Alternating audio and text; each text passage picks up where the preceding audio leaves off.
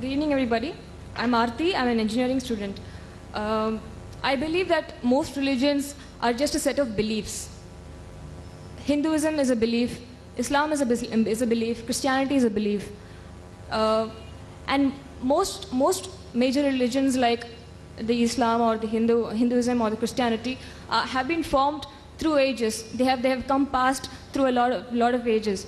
So they can be a lot of additions and subtractions which can add value to the religion and which can also cause some kind of a demolition to the name of the religion itself. So my question is, why do we have to stick on to few religious books like the Quran or the Vedas to follow a life of our own? Why can't we just take the rights, the positives and the negatives and leave the negatives alone and take the positives of the Quran and take the positives of the Vedas alone and lead a life of good? And no matter what, for example, no matter what the Vedas say or no matter what the Quran says, I believe that a man should have a single wife.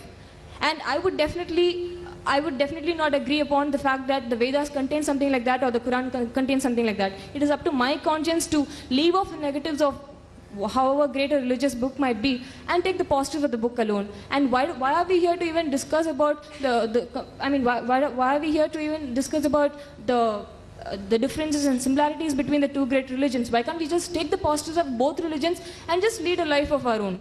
That's my question. Sister asked a very good question.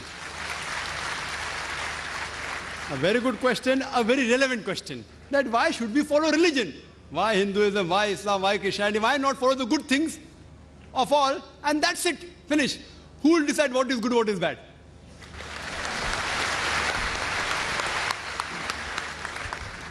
For example, in America, wearing skirts and shorts is common. Western country, it is modest. So for there, wearing skirts and shorts is modest. If you wear in Chennai, if a girl walks on the streets with shorts and skirts, you will call it immodest, including you, sister. Even you say she is immodest. So what is modest in America is not modest here. When I went to America a few years back, there was a person who told me that you Indian women, you are immodest. I was shocked. Why? How come Indian women are modest? Because when you wear the sari, you show your belly. So for the American, the woman showing the belly is immodest. So who will decide? If you go to certain Muslim countries, the Arab countries, looking at a woman, staring at a woman is immodest. Here, as long as you don't touch a woman, you can talk to her, you can look at her, it's modest. Therefore, when you greet the Indian, they say namaste without touching. In the Western countries, it is common that you shake hands. So shaking hands between a lady and a man is modesty. As long as you shake hands and don't touch any other part of the body, in some Western countries it is modest. In other Western countries, kissing a woman on the lips and the cheek is modest. In some Western countries, you can do what you want, the male and the female. As long as you do willingly, it is modest. Who will decide? Who will decide? Who will decide? If you go to America, there are nude beaches. There is a ship, I read in the Times of India 2 months back, a nude cruise. Nude. Everyone in the ship will be nude. For them it is modest. Who will decide? The best person to decide is the Creator, sister. Now I am asking you, who will decide what is right, what is wrong? Who will decide? And if you say that select the best, I am with you. I agree with you, sister. Select the best of all the religions. So that's what I have done. I have selected the best from the Vedas.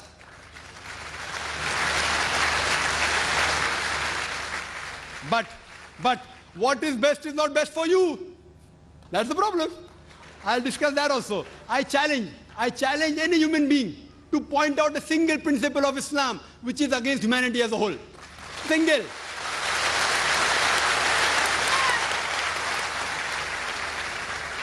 I challenge, I say, I am not speaking on behalf of the other Muslims. I am putting my head on the guillotine. I challenge anyone. Yes, they may be non-Muslim, may think certain thing is wrong. For example, the sister disagrees with the man having more than one wife. I'll discuss that, inshallah.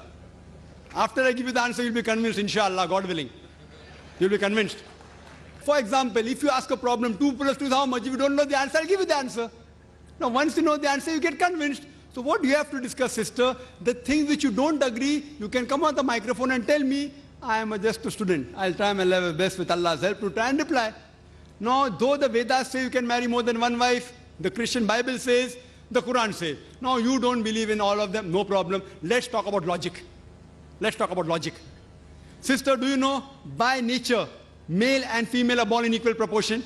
By nature, male and female are born in equal proportion. But if you ask any pediatrician, a doctor of the children, he will tell you that the female child can fight the germs and diseases better than the male child. So in the pediatric age itself, there are more male children dying as compared to female children. So in pediatric age itself, there are more females than the males. As life goes on, death due to cigarette smoking, death due to alcoholism, death due to accident, death due to war, more male are dying as compared to female. So today in the world, there are millions of women more in the world as compared to male. Only in some countries, third world countries like India, the female population is less than the male population. You know why? Because of female infanticide. According to a BBC report, according to Emily Buchanan on the program Let Her Die, the topic was assignment. Every day, more than 3,000 fetuses are being aborted in India after they identified that they're females. That means more than 1 million fetuses are being aborted in India every year after they identified they're females. If you stop this evil practice, and according to Tamil Nadu Government Hospital report, this state of yours, that report says out of 10 female born alive, 4 are put to death. Do you say it is right? It is wrong. If you stop this evil practice, even in India, the female population will become more than the male population. In America alone, there are 7.8 million females more than male. In UK alone, there are 4 million female more than male. In Germany alone, there are 5 million female more than male. In Russia alone, there are 9 million female more than male. God alone knows how many millions of females are more than males in the world. Suppose, sister, hypothetical question. Suppose my sister happens to live in America. Or suppose your sister happens to live in America, USA, and the market is saturated. Every man has found a woman for himself. Yet, there will be 7.8 million females who will not find life partners. Now, only option remaining for them, for these females who have got no life partner, is that either marry a man who already has a wife or become public property. You may say, public property? Brother Zakir, such a harsh word. Sister, it is the most sophisticated word I can use. I cannot use a better word. In America, on average, the statistics tell us a person has 8 different sexual partners before you settle down with one. Mistresses is common. You can have 10, 20, 30, no problem. 100 also. The law will not say anything. If you marry more than one wife, that thing doesn't go down their throat. Why? In mistresses, the woman does not get a right. She's degraded. She's dishonored. In Islam, when you have a second wife, you have to give equal rights. She has the honor. She has respect. But I do agree with you, sister. I agree with you that no woman under normal circumstances would like to share a husband with any other woman. I agree with you. I agree with you, sister. But the basic law of the Islamic Sharia is let a small loss take place to prevent a big loss.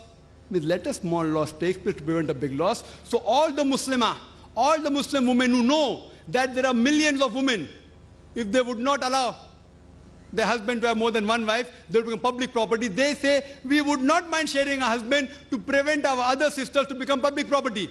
Hope that answers the question.